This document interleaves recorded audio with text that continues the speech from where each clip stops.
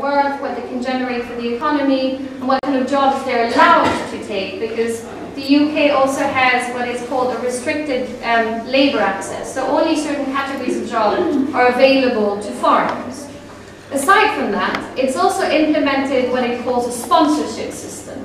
So now the sponsorship system basically forces organizations that want to bring in migrants to become sponsors. For that, of course, they have to pay a fee.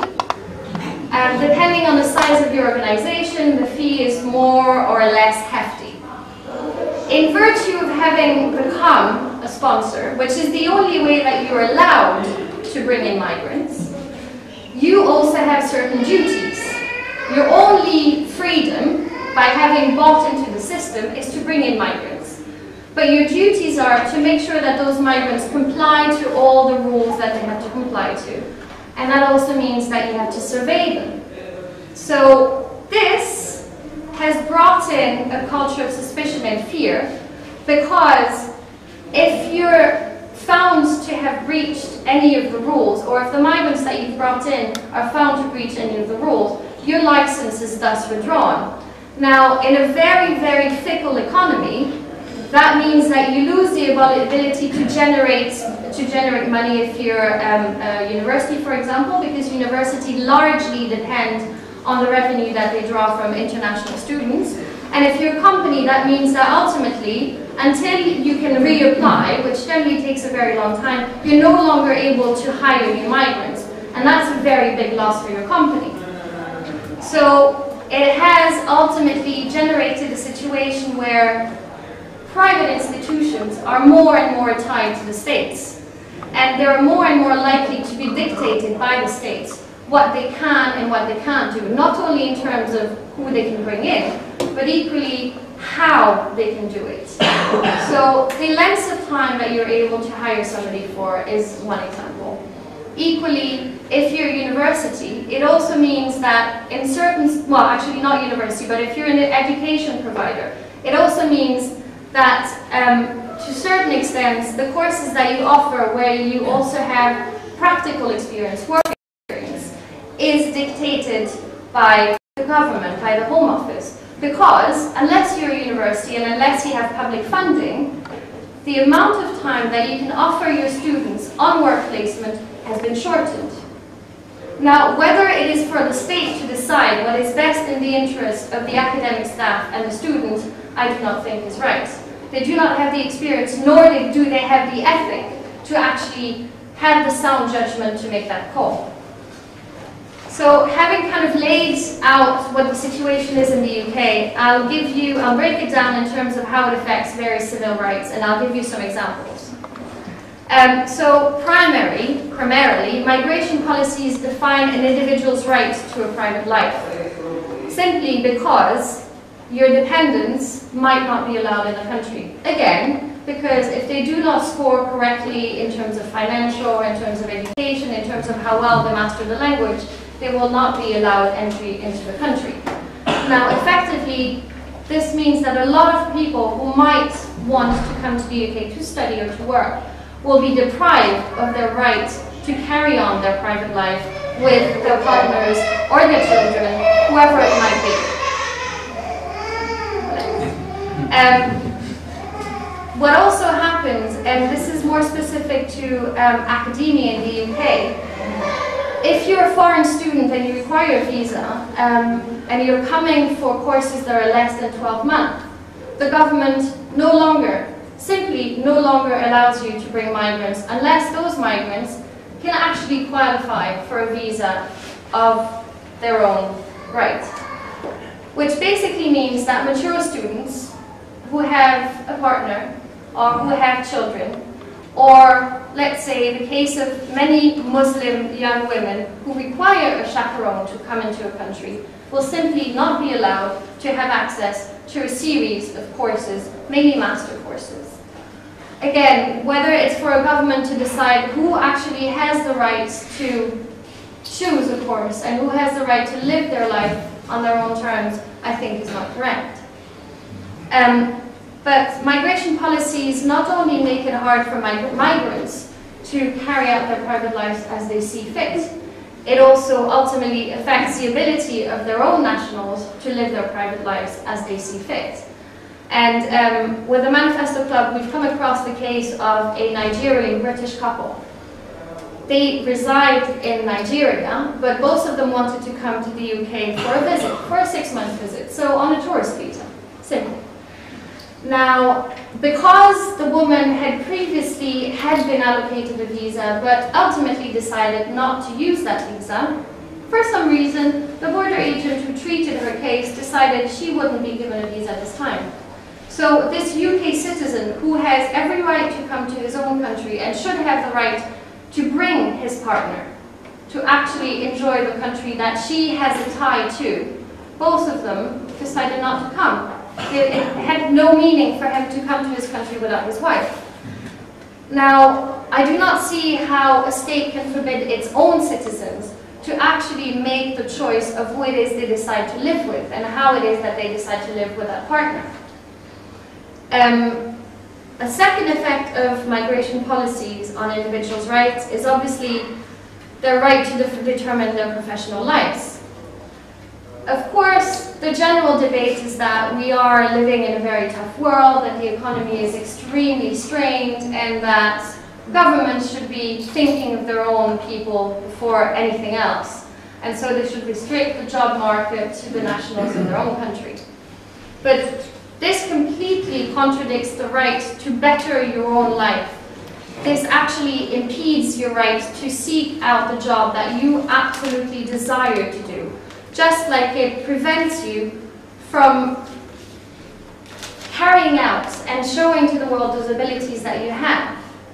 And reversely, it prevents companies from actually picking the very best individuals for the job, just like it prevents companies from actually retaining those individuals. And currently, our government, well, thankfully I'm not a British national in that aspect, but the current government, the Conservative government, not satisfied with the points-based immigration system, has decided to tighten the screws. So it's brought in a migration cap.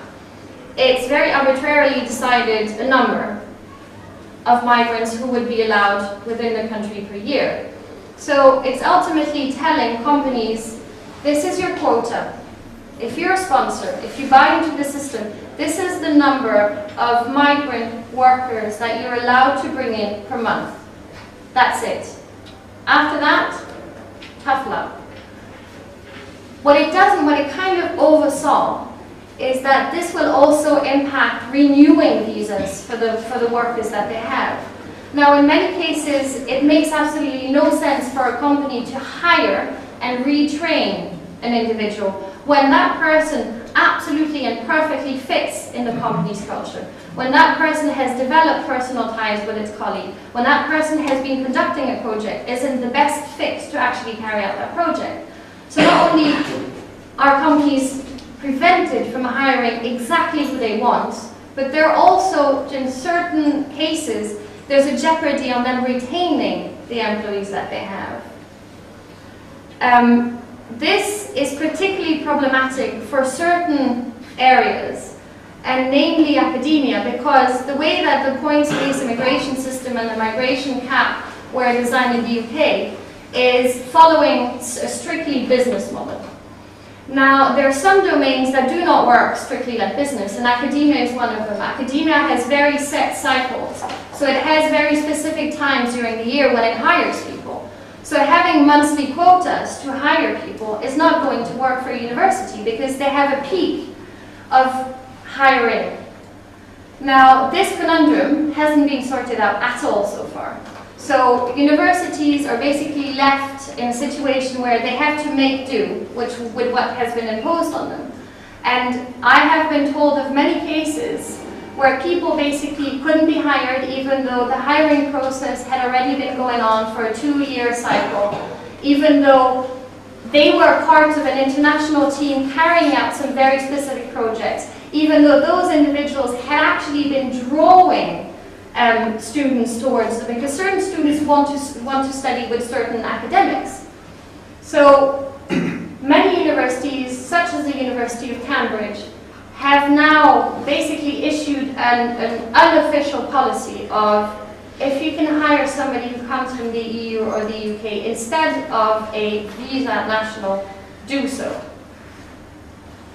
This is the very pernicious thing about the migration policies in the UK, but generally migration policies, is that it ends up generating a system where the organizations themselves will end up limiting themselves and will end up regulating themselves. It generates a certain mentality where, because you are given no choice and because your economical viability in many cases depends on this, you take a few more steps than the ones that you're actually asked to follow. So we're seeing a general culture in the UK where not only are people very nervous, not only are people choosing the second best in many cases, we're also seeing a culture where people are becoming very suspicious. This is another very critical point with the migration policies in the UK, and that's in virtue of the monitoring duties that I discussed before. So basically, the UK has justified its points-based immigration system because previously individual border agents had supposedly too much power, arbitrary power, to decide who was let in and who was left out. So decided we're going to have a very clear one-size-fits-all system. And it's going to be very clear who's allowed and who's not allowed. But what they've done, because they didn't want to lose their ability to kind of tighten the ropes if they needed to, or just let off some steam, they didn't want to lose that ability to adjust the system, they put in fairly vague clauses and fairly vague duties. Now, this has made the organizations who are supposed to enforce those duties, it has made the sponsors very, very nervous, because they don't really know what they're meant to do. And so, in some cases, people are very brave and they say, well, we'll interpret this as liberally as we can. But most of them, sadly, have not gone down that route because they're too scared for, one, their funding, and they're too scared to be caught doing something that could be illegal, and therefore losing their sponsorship license, and therefore losing their revenues, or losing the ability to hire people. So we've seen in a lot of institutions, whether they're art organizations, whether they're universities, or whether they're companies, we've seen a lot of processes for monitoring those foreign individuals put in place that are way stricter than what is actually required by the government. Many universities have imposed ID swipe cards. Some of them don't even require any personnel, any staff to do this. Some of them are just little chip cards that are picked up by a radio signal. So you can literally follow the movements of whoever carries that ID card. And another very vicious point of this is, in the UK we have equality laws. So you're not allowed to discriminate against any group of people. Now, clearly, if you're meant to monitor a certain group of people in virtue of the fact that they need visa, you're discriminating. So what the collusion of these two laws has done is that the surveillance system for the university decided to actually enforce them even more than they need to, has been spread to the entire population. So it's not only the foreign employees, it's all employees. It's not only the foreign students, it's all students. So in a country that prides itself of not having ID cards, this has been a little loophole that's actually brought them back. Equally, it's made checks on passports, it's made checks on the right to work, widespread. And this is not only quite frightening in terms of what it can do for our civil liberties, it's also very burdensome and it's also very costly. It's a very lengthy, time-consuming process, when actually there's enough processes in place already existing to do that job. But just in order to be compliant with the border agency and not to be at odds with the rules, these institutions decided to take that upon themselves. So they've self-generated a culture of suspicion and fear where they will double-check everything just to cover their backs. Now, the other thing that is also quite pernicious with this monitoring system is that basically the border agency, which is the agency that enforces migration rules, now has a right to come in and do spot checks whenever they like.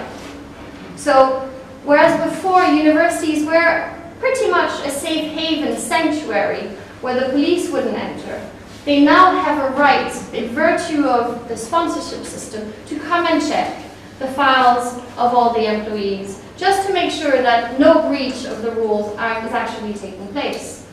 So not only are those institutions who are private institutions and who traditionally had a lot of autonomy from the states, not only are they forced to carry out certain duties of the state, but they've also lost the autonomy. There's absolutely nothing that prevents the border agency or a contractor of the border agency to come in and just ask for the files that they would like to have.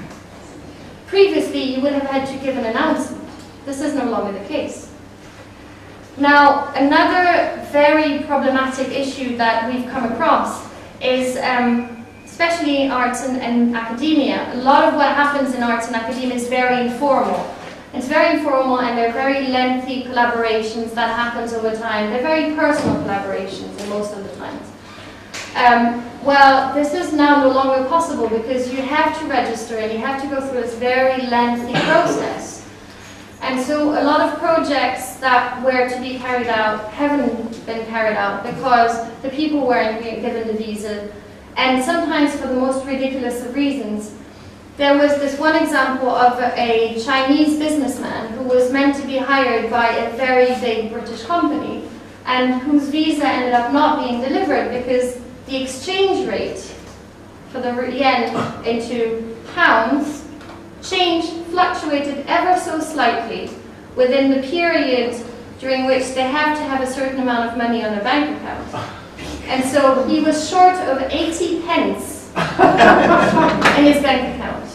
Now this is where simply following rules and not applying a certain common sense really comes into its own.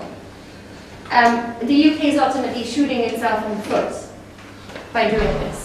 But we've seen other many cases where academics were coming or artists were coming for conferences. Now, if you happen to be an academic or an artist that carries a big instrument or that has a canvas, you're quite obvious. You can't just, you stick out. We've come across many cases of such individuals that came for conferences were not being paid, so it can't even be argued that they were taking away revenues from British students. They were simply coming to participate in a conference. Now, the border agents saw them, singled them out, and told them, why are you coming to the UK? Okay, what is this instrument for? Are you planning to actually play it? And from the moment on that they said, yes, I plan to participate in a conference, and yes, I will be playing my instrument, or yes, this is my canvas, and these are my oils, and yes, I paint, this is what I do, I'm an artist, this is what I do, but no, I don't intend to sell anything. They told, well, this is work, because this is what you do. So ultimately, I have absolutely no reason to believe you that you're not going to be selling anything. I have absolutely no reason to believe you that you won't be using your instrument or whatever it is that you're carrying to also make money within this country. Now, this is another very grey area. This has basically given a very specific portion of the UK government the right to define what is work and what isn't. If you're an artist, how do you draw the line? What is work? Is work only the moment where you make money from what you've done? Is work the moment where you start having the idea for whatever product is going to be the result of that? Is work the moment where you're playing an instrument? Are you always working? Do you ever stop working? This is not a very clear-cut definition for an artist, nor is it a very clear-cut definition for an academic.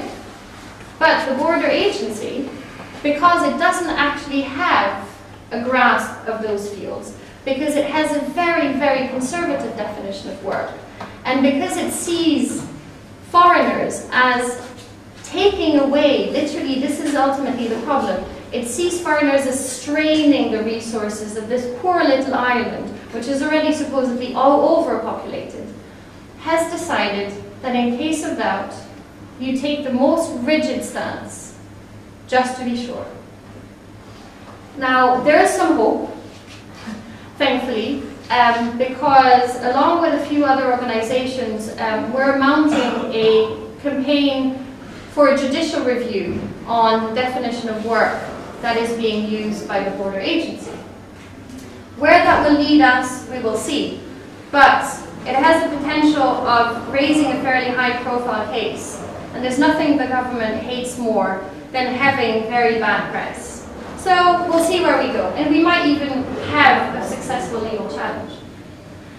So, I mean, this you can kind of see how the government is more and more creeping into various areas that didn't used to be under its remit. You can see how the government is more and more deciding what can be done on its territories. You can more and more see clearly how a government that is losing its ability to actually hold a social contract that binds it to its citizens, because nowadays so many issues are transnational and international, is reverting to the only thing that it can still kind of control.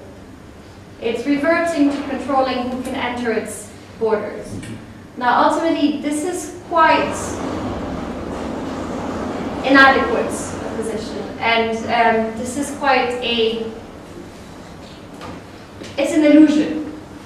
Because at the end of the day, you can forbid people from coming legally, you can reduce the legal numbers, you can reduce the numbers that you can count in and out, but all you do is you increase the numbers of people who will come illegally.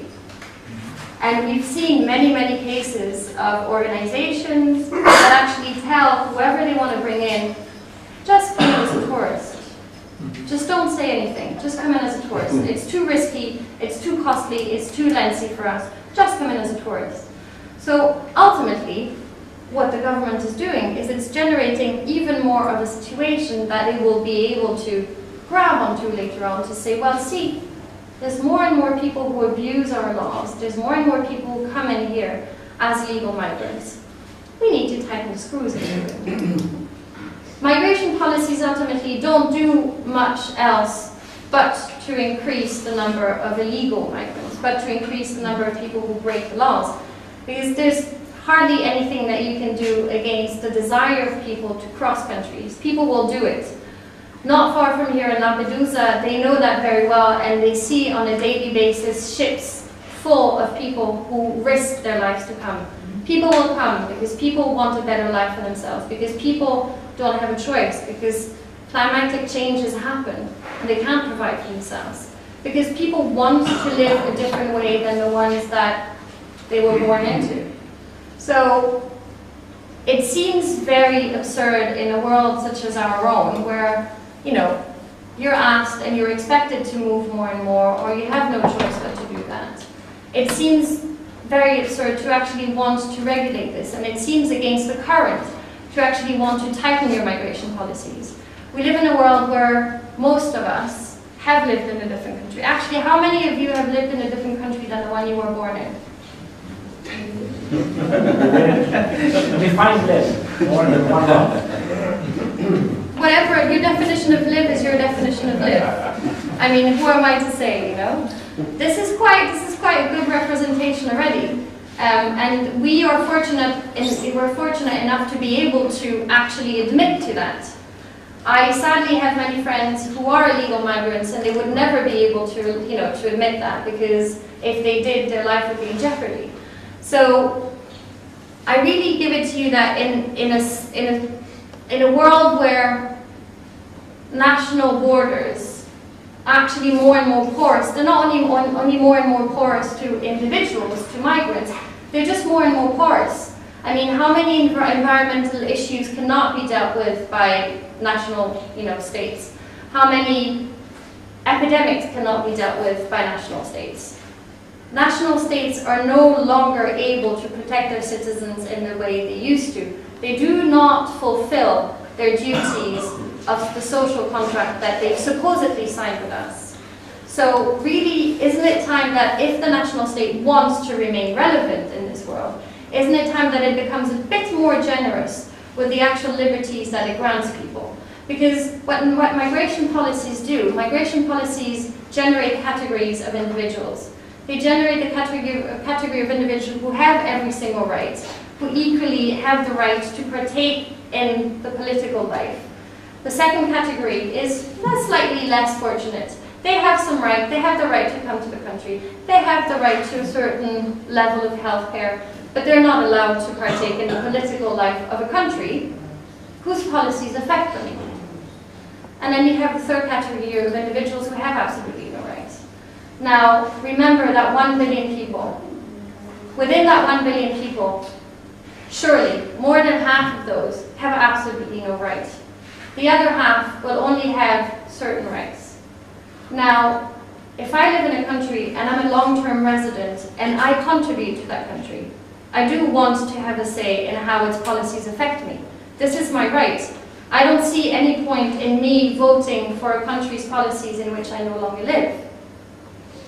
Why do I not have that right? So ultimately, this is about making those human rights, which sound grand on paper and which national states have all signed to.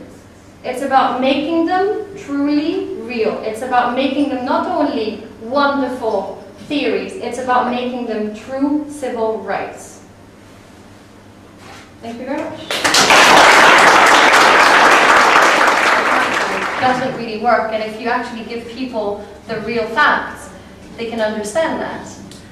But most of the times the populist retard doesn't take that into account at all.